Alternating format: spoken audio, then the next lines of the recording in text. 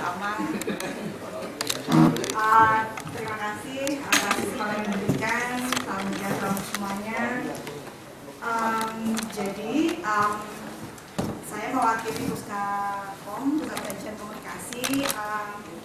Saya adalah ketua peneliti untuk proyek yang riset ekologi komunikasi dan rangka penyusunan kebijakan usaha. Perkenalkan dulu, nama saya Tito.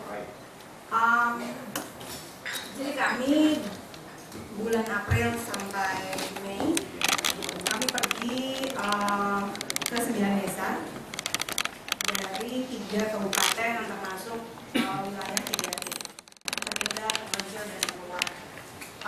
Jadi penelitian ini sebenarnya ingin tahu bagaimana masyarakat di daerah-daerah 3T itu memanfaatkan teknologi komunikasi yang tersedia semaksimal mungkin, dan sebenarnya kebutuhan mereka itu apa sih, kita mencari tahu soal itu. Yang menurut mereka paling ideal apa, dan kenapa mereka tidak bisa mengakses yang ideal itu dihubungkan dengan keseharian mereka dalam konteks mereka. Kenapa? Karena kami melihat selama ini program-program TIK itu lebih sifatnya top down, sehingga banyak budget atau pengadaan yang akhirnya sampai ke daerah itu nggak dipakai dan akhirnya mubazir, sehingga lahirlah penelitian ini. Jadi itu adalah tujuannya, bagaimana TIK dapat bermanfaat bagi masyarakat, utamanya di daerah 3T. Jadi gambarannya 3T itu tidak seperti kita masyarakat seperti kita kemarin. Saya juga memperkenalkan, ini adalah Mbak DJ, salah satu anggota lapangan kami, Mbak Jamilah.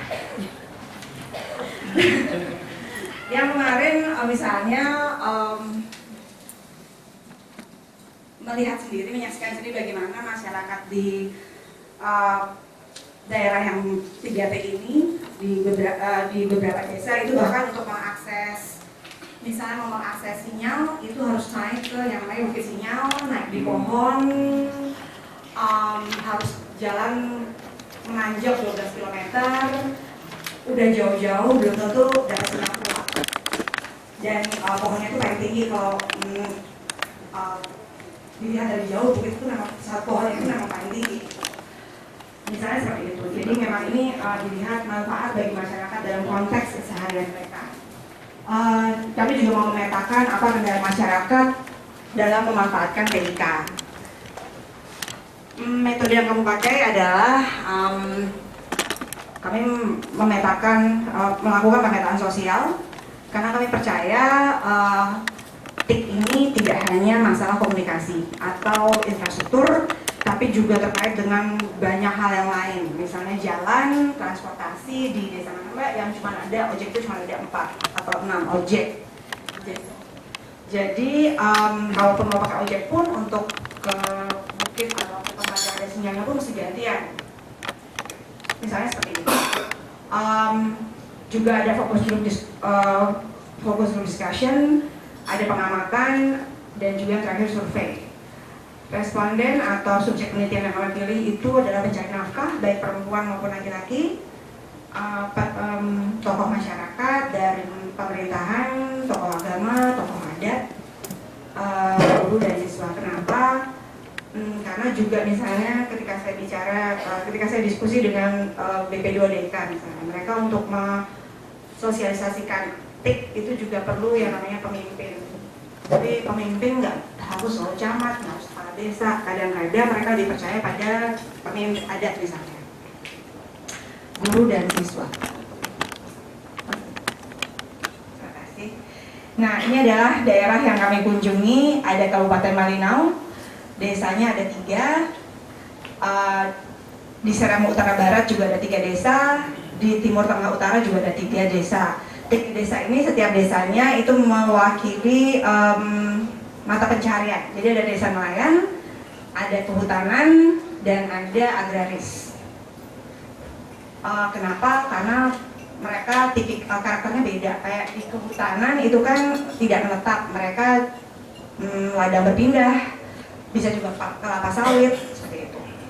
Berbeda dengan agraris yang sifatnya mungkin lebih menetap.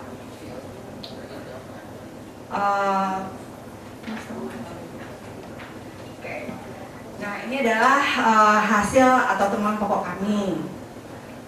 Jadi di pencari nafkah ya, baik perempuan dan laki-laki, itu mereka berpendapat bahwa jadi kami memetakan menurut mereka alat yang dapat menunjang perekonomian mereka, komunikasi yang paling menunjang itu sebenarnya adalah mereka bilangnya HP dengan internet. Bukan smartphone tapi HP dengan internet. Jadi membedakan antara dengan internet dan dengan SMS. Ya. Kenapa? Karena mereka berharap ketika menggunakan HP dengan internet ini bisa mendapatkan informasi harga pasar. Mereka bilang gini, misalnya dari Malinau itu untuk ke kota itu butuh alat transportasi. Alat transportasinya itu dihitung per orang 50.000, kalau ada barang 50.000 gitu terus, dan harus kuotanya terpenuhi. Kalau kuotanya nggak terpenuhi, mereka nggak berangkat. Nah, udah bayar mahal, kadang-kadang sampai pasar barang yang mereka bawa itu harganya turun. Nah, ketika harganya turun, mereka pilihannya dua, mau tetap menjual dengan harga yang turun, atau ya udah dibawa pulang lagi deh. Tetapi karena juga perjalanannya jauh, akhirnya kebanyakan produk hasil pertanian, hutan dan laut ini busuk di tengah jalan. Plus mereka harus membayar semua biaya transportasi. Jadi bukannya untung malah untung. Juga menghubungi antar jemput hasil tani, hutan dan laut.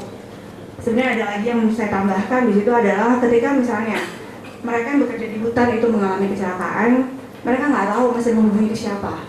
Karena tempatnya terpencil, misalnya ada satu di masyarakat dari mana, mereka cuma 27 kakak tetapi menguasai Punan Adi 17.000 hektar hutan adat. Jadi kalau mereka bekerja dalam rangkaian 17 hektar itu, mereka nggak punya mobil, mereka nggak ada alat komunikasi. Kalau mereka kebetulan apes mengalami kecelakaan, ya udah gitu.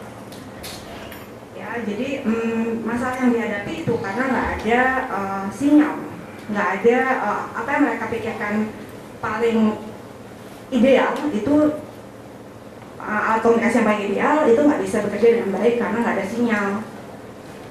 Nah, kalau dari tokoh masyarakat, mereka mengatakan bahwa sebenarnya manfaat TIK itu kalau ada HP dengan internet atau HP dengan SMS, itu keluarga-keluarga bisa mendapatkan info kesehatan keluarga, ibu, dan balita. Misalnya ada satu desa yang ibunya itu mengalami pendarahan ketika melahirkan dan akhirnya nggak tertolong sama sekali. Kenapa? Karena puskesmasnya mereka nggak bisa panggil bantuan dengan cepat, transportasinya nggak ada, seperti itu.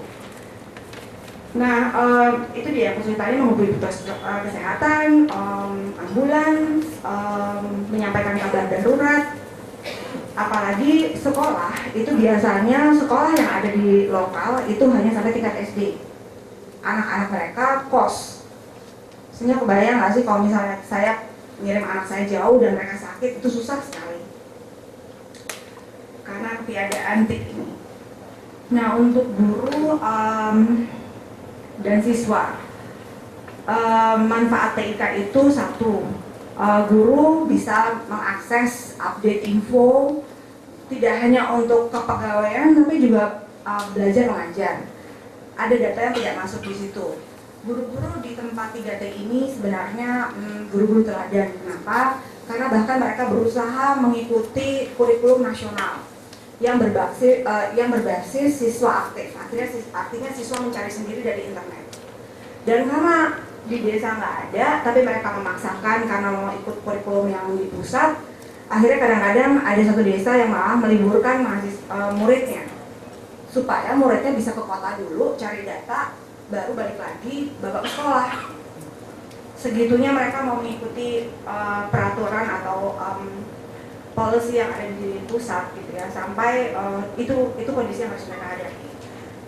Itu dari sisi proses belajar. Nah, Yang lain adalah kendala yang lain untuk guru adalah sekarang kalau untuk masalah info status kepegawaian, laporan, NUP dan segala macam itu Dignas itu minta mereka mengakses online. Masalahnya tadi mereka kesulitan. Mungkin mereka punya tab, mungkin mereka punya laptop, tapi tidak ada sinyal. Salah satu ketua pemimpin lokal gitu ya yang sempat berhubungan sama saya itu ketika nulis email ke saya, emailnya kosong, tapi di situ ada dokumen. Jadi emailnya itu disimpan dulu dalam bentuk Word, baru dia ke kotak, baru di attachment.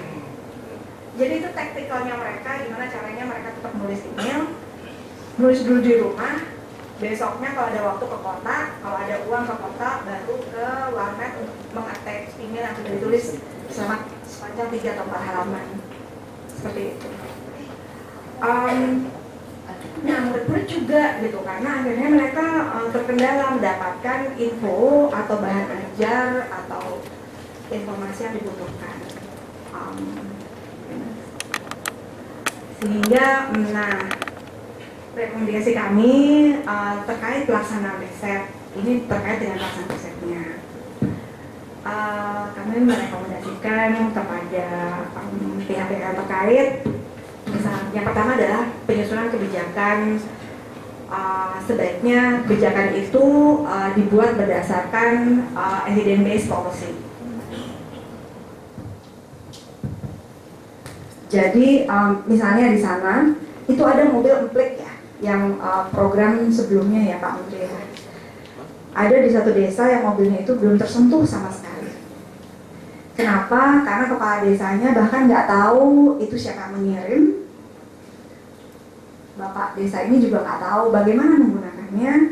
Jadi terbengkalai saja, masih utuh, tidak tersentuh. Seperti itu. Ada juga yang udah dijual-jualin ya Mbak ya. Dipretelin.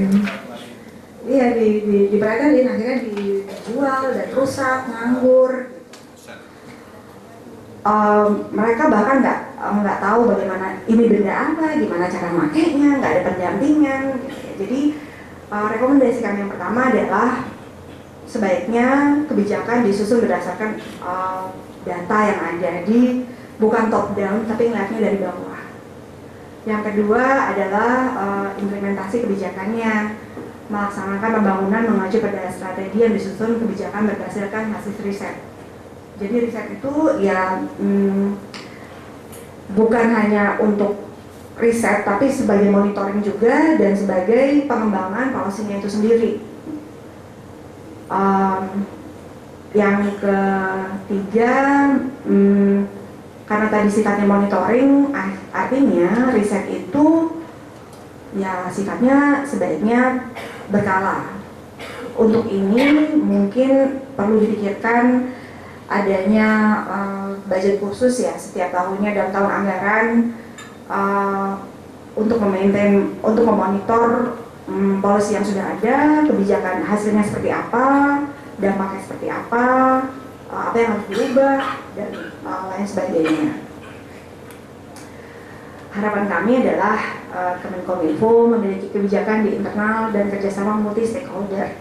Kenapa? Karena ketika Puskakom turun lapangan, kami juga nggak bisa bekerja sendiri. Kami bekerja sama dengan relawan TIK. Kami ingin tahu apa aja sih yang sudah mereka lakukan. Misalnya ada work desa, terus kami juga melibatkan peneliti lokal yang mostly itu bekerja sebagai NGO.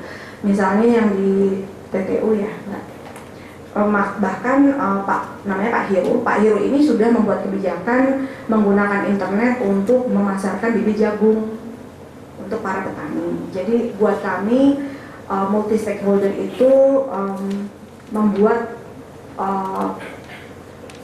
data menjadi lebih kaya, pengetahuan semakin banyak, dan penyiapan sumber daya memadai. Misalnya kalau alat penelitian itu ya bekerja sama dengan lembaga penelitian, sementara SDM penelitiannya bekerja sama dengan yang sudah seperti saya kasih contohnya adalah komunitas FPIK dan peneliti lokal.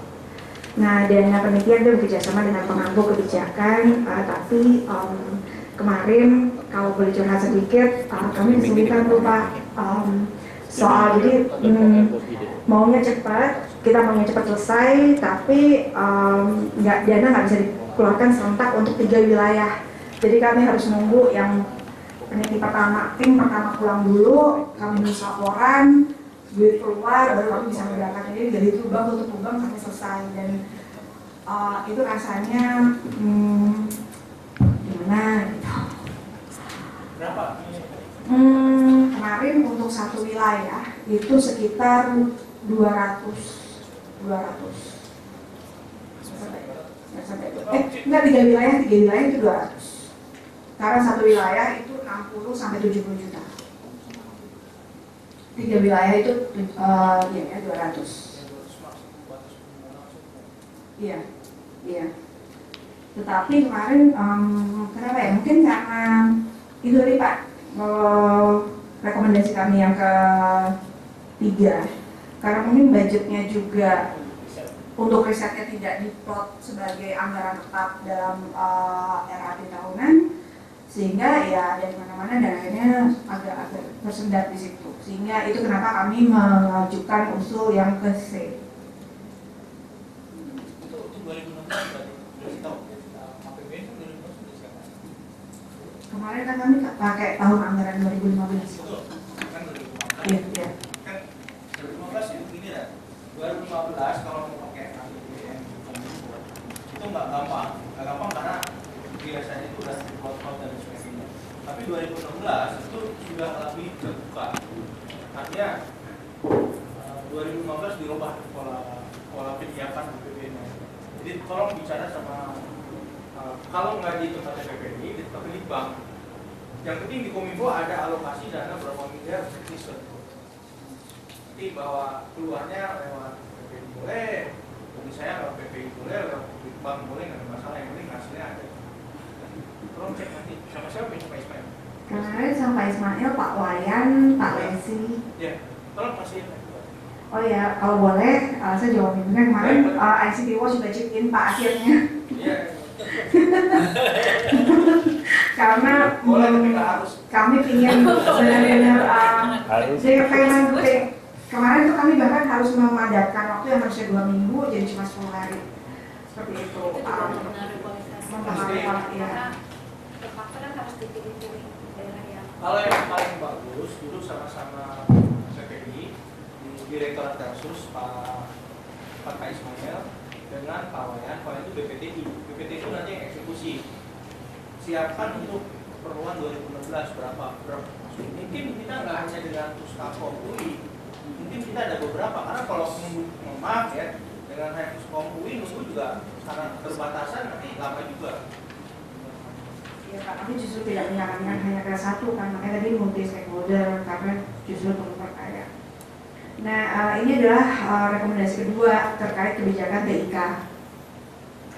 Yang pertama itu sesegera mungkin membangun infrastruktur telekomunikasi di lokasi prioritas dengan menggunakan dana usul secara transparan dan akuntabel. Jadi kemarin misalnya Mbak Jamila itu sudah mendapat WhatsApp ya Mbak dari mereka yang kemarin kami kunjungi.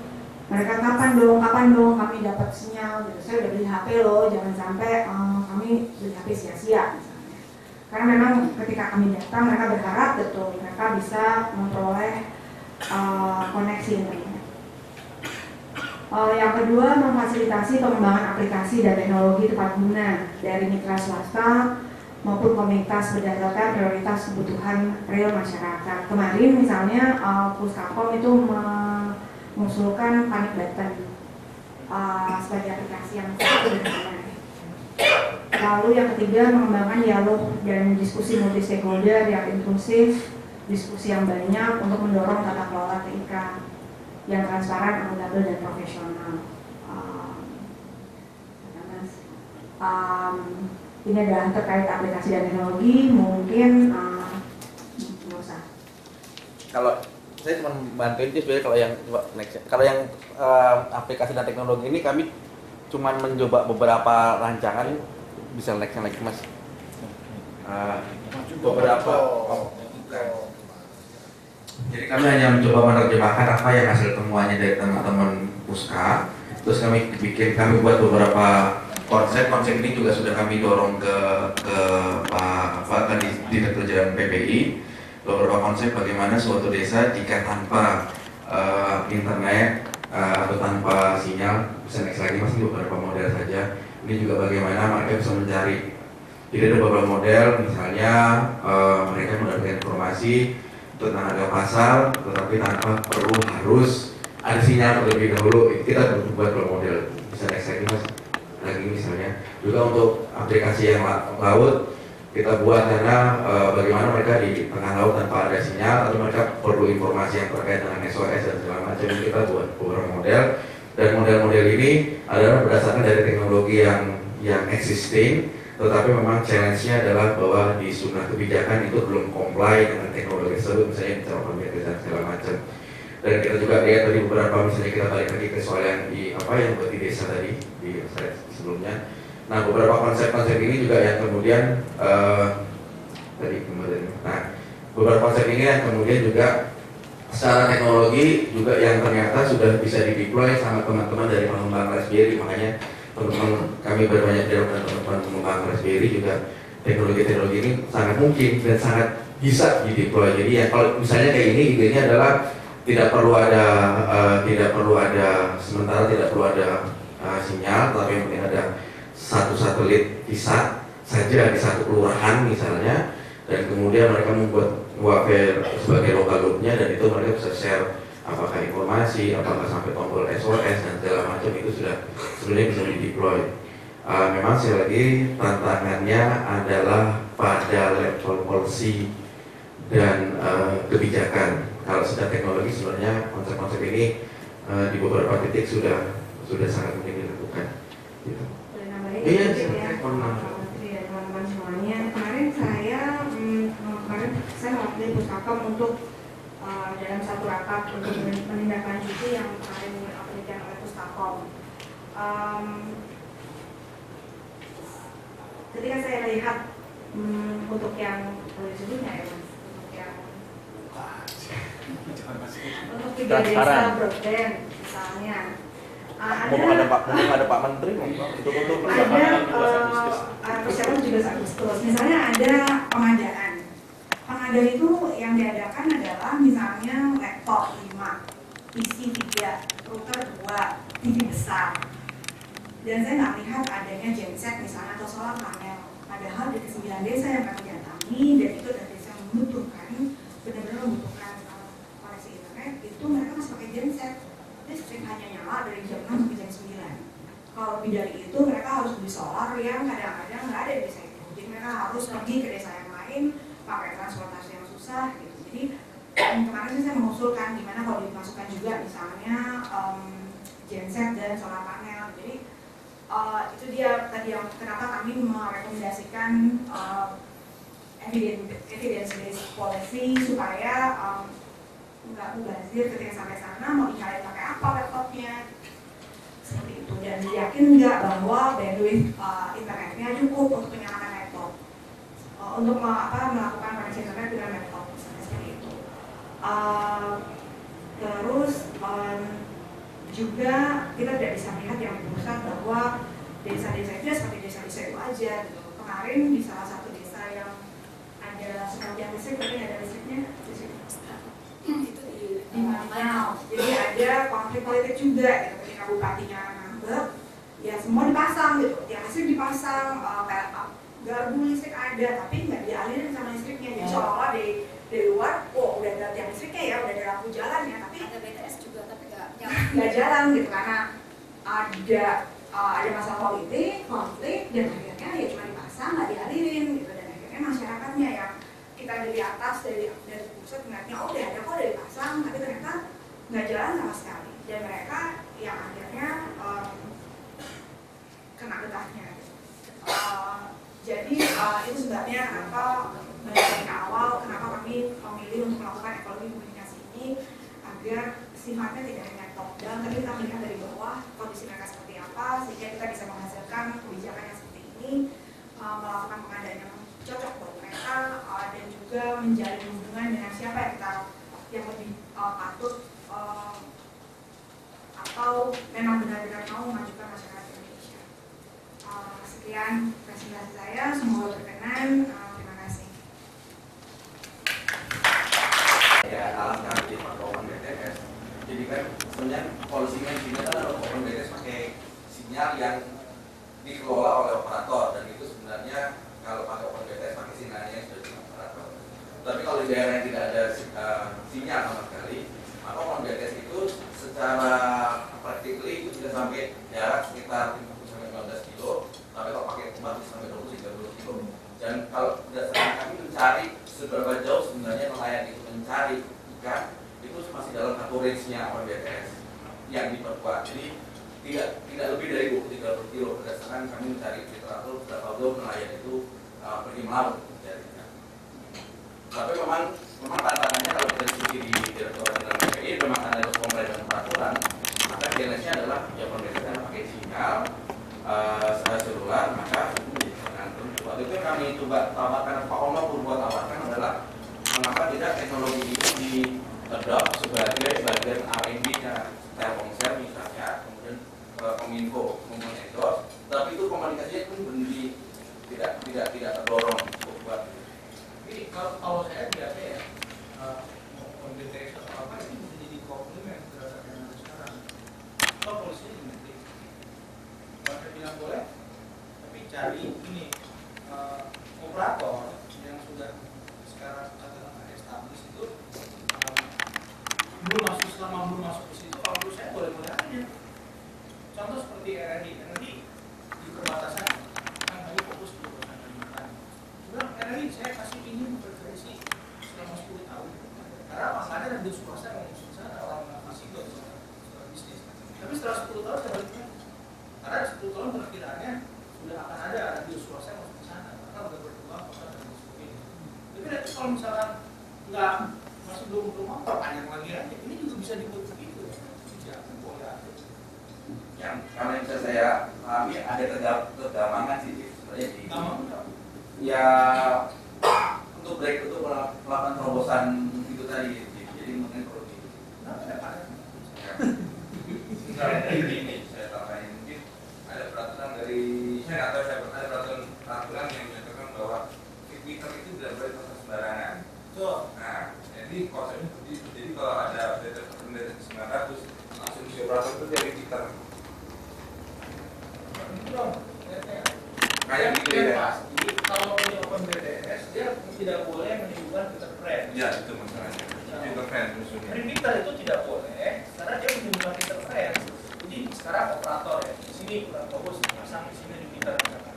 Nah di Twitter itu selama dia tidak interference dengan frekuensi yang tidak ada masalah.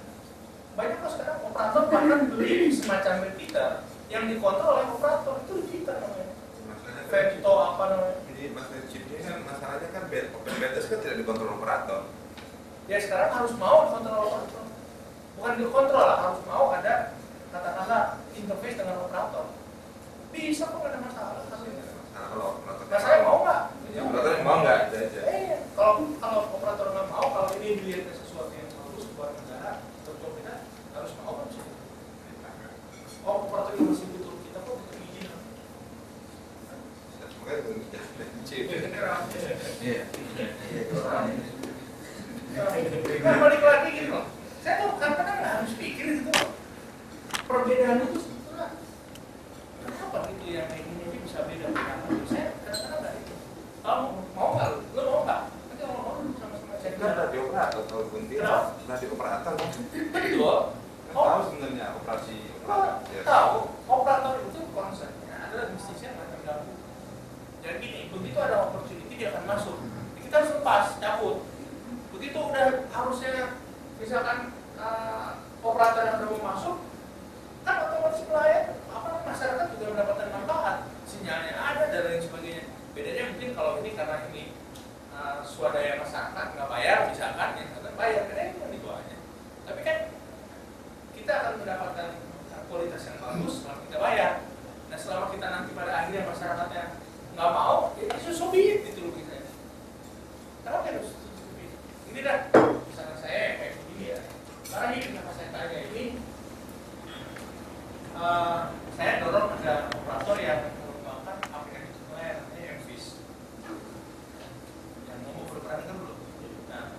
saya dorong karena justru yang begitu yang memberikan nilai tambah kepada operator.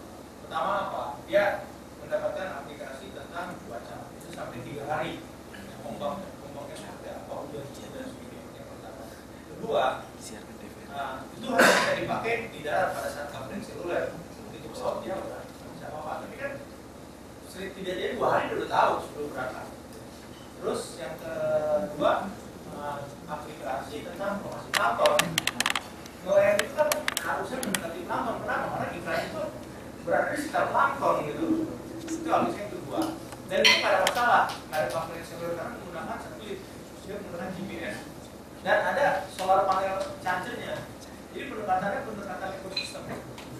Terus yang ketiga ada aplikasi tentang hal itu. Itu sederhana gitu. Permasalahannya, ini kita punya permasalahan. Pendampingan yang repot. Saya makanya kejar ada relawan mana. Lu jangan ngomong relawan mana ya tuh. Jangan bilang relawan Jokowi ya bisa tak kumpulin yang begini untuk pendampingan. Relawan Jokowi itu bukan yang memenangkan Jokowi jadi presiden. Relawan Jokowi juga harus rela mau bekerja untuk mengeksekusi program-programnya pemerintah. Itu relawan. Kalau enggak, apa? Pamti buat. Enggak. Ini fakta gitu. Saya dorong terus. Nah, kalau ada yang ini lagi lebih bagus karena Excel itu tidak akan sanggup sendiri. Yes. Excel itu harus saya minta 20.000 tahun ini sekarang 2.900 plan projectnya. 20.000 permasalahannya uang ada, semua ada yang nggak ada itu pendamping. Enggak, bisa nggak perlu karena bisa pakai solar panel. Oh, semua itu ya, semua power. Bahkan sekarang beralih benefitnya adalah nelayan nggak jadi hilang. Setiap tahun nelayan itu terutama di Lombok, saya kan ke sana benar-benar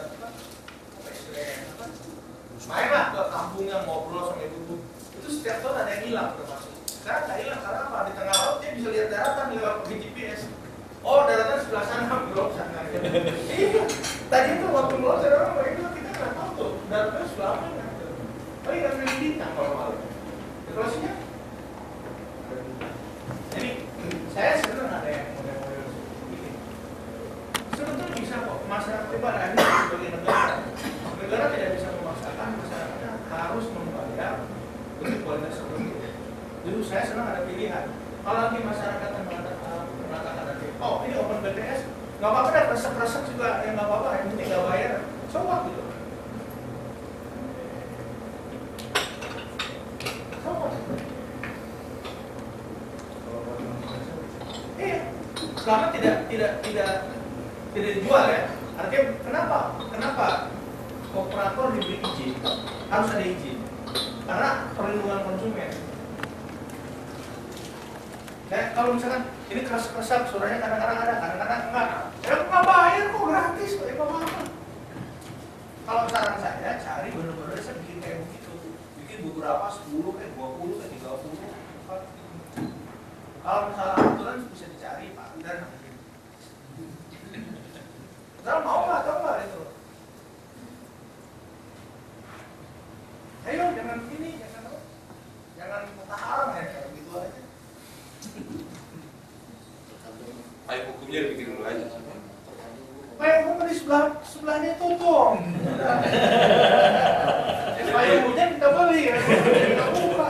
Nanti kan operatornya ribut biasanya kan. Operator ribut, operator butuh kominfo. Pak, yang khusus ini misalnya MPS itu kan di daerah Sulawan memang sinyalnya Excel nggak ada dan tidak terlalu kuat, itu bisa dipraktekkan profesional. Ya, tapi kan tetap nggak bisa deh, itu beda perangkatnya. Pasti kalau kita mau duduk pasti ada jalan, mau nggak misalnya, kita tuh mau dulu.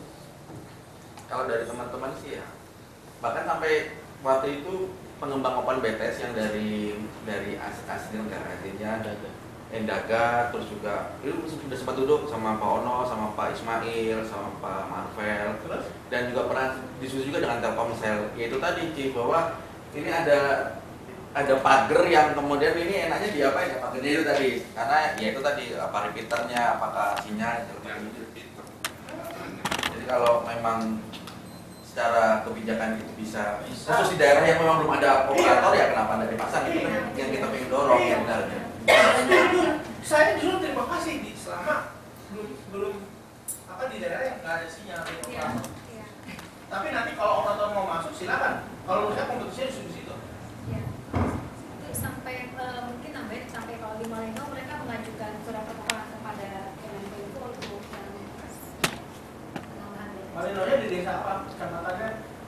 Kemarin ke Malino Selatan Hilir, kemudian juga kita ketemu sama kepala dinas Kominfo Kominfo. di Malino. Saya di sana. Saya ke Tiongkok 22 jam dari Balikpapan. Kemarin Harga kita solar 20.000 nggak ribut. Di sini orang gue solar Iya. kecil kayak aja ribut demo. Sekarang enggak. Saya ke sana ada kita pesan 5 desa Tiongkok. Saya ke sana. Makanya kalau orang bicara begini desa kita, saya tunggu dulu. Ini benar nggak di pedesaan?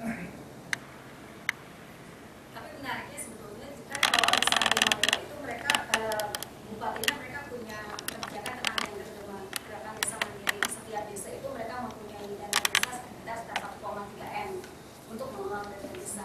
Dari pemerintah pusat itu Iya, uangnya. enggak tahu lah ya, tapi mereka berpikir Tapi begitu. bukan uang cash diberikan. Enggak, tapi Program.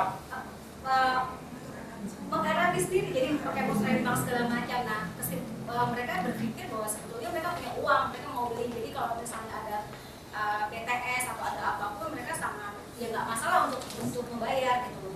Nggak masalahnya adalah tidak ada BTS. Makanya kemudian ketika misalnya di desa Gongsolok yang kita coba untuk cari sinyal pun itu pun terbatas, mereka menginginkan sebetulnya yang simpel ya sinyal aja. Kalau misalnya untuk yang internet segala macam, untuk sinyal aja untuk bisa mengakses harga pasar dan meningkatkan ekonomi, itu sebetulnya yang mereka harapkan. Sinyal aja. Jadi ada satu desa namanya Desa Setarak, itu mereka berpikir bahwa BTS tidak dipasang di situ, apa tidak diselesaikan karena memang masalah konflik desa dengan Kasus lah. nah Saya bicara yang ya, nah masalahnya Pak, kalau misalnya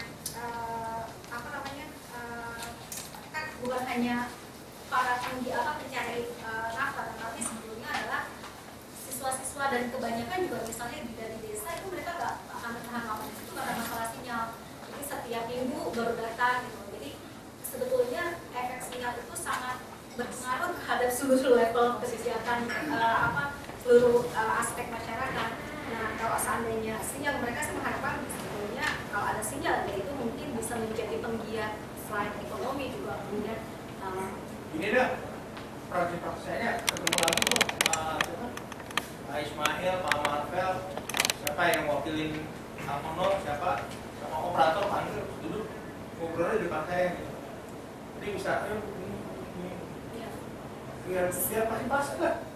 ya itu Pak. Ini penasaran aja, tadi tanya sama Mas Windu di situ, karena bikin dulu kayak bukunya. Nah, waktu BTS ini mereka ada penerapan penegakan ininya mereka nggak? Misalnya kalau ada orang yang buka open BTS terus ketahuan sama operator terus digugurkan, ada gitu ya? ISR mbak, namanya ISR. Iya.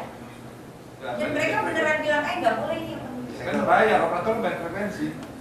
Pemerintah kan nggak bayar frekuensi. Ini kan Jim ya? Gitu aja. Lihat dulu lah, ini daripada asumsi lagi. Dulu aja udah apa misalnya. Besok. Saya pergi ke Bandung, terus Jumat ke itu kampung cyber. Malam minggu ke kampung cyber saya. Terus minggu pagi sama blogger. Bahkan asumsi itu, praktik berasumsi itu aja bahkan ada di ketika mereka tawaran ekonomi. Jadi kemarin waktu di 3 desa broadband itu mereka berasumsi, oh masih mau nih murah gitu baru dikirimkan 1 hari sebelum mereka datang. Berasumsi mereka mau, belum sampai sana belum bayar dan akhirnya nggak mau, beberapa desa nggak mau. Kalau kalian Ya, Ya, sementara kan udah ada pembiayaan yang itu loh, maksudnya kayak apa tuntutan ganti rugi? Dijual gitu. ya sebetulnya sebenarnya harus disediakan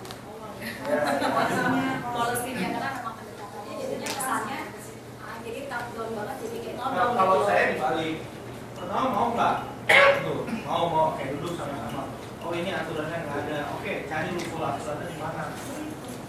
Jangan dicari payung hukum yang terkait penting dengan payung hukum. Justru duduk sama-sama. Kita harus cari aturan hukum seperti apa. Bisa nggak? Ada celahnya nggak? Ada celahnya ya masuk. Masuk. Itu juga dari pemerintah. Pemerintah tuh hadir itu bukan hanya pemerintah hadir secara fisik. Masyarakat di aturan di hukum juga harus masuk. Yang penting ya prosesnya bagus. Nggak boleh konflik of interest, prosesnya transparan, fair, visi transparansi. Nggak apa-apa. Karena menurut saya yakin ya, saya juga dulu operator karena nggak tahu, itu asumsi. Wah ini ulangi bisnis saya, ganggu bisnis saya, atau mengganggu servis kalau dalam konteks pipitan. Jadi kita bisa atur. Ini bukan BTS, kalau ini coverage operator di sini, ya, hati nggak boleh ada interference. Kalau ada interference, bangun yang jadi wasit, balai monitoring mundur. Iya, jadi bisa diatur kayak begitu. Penting mau nggak? Toh masyarakat teknis ini jadi diuntungkan. Kalau saya mau pakai bayar seluler saya masuk sini, kalau enggak, ya saya di sini berartikan. Ya, saya pun bukan berarti yang paling tahu, tapi saya sih nawar aja.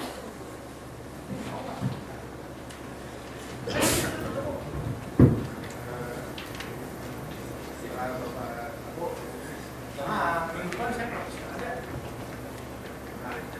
Sebelum 17 sekolah udah dapat solusinya.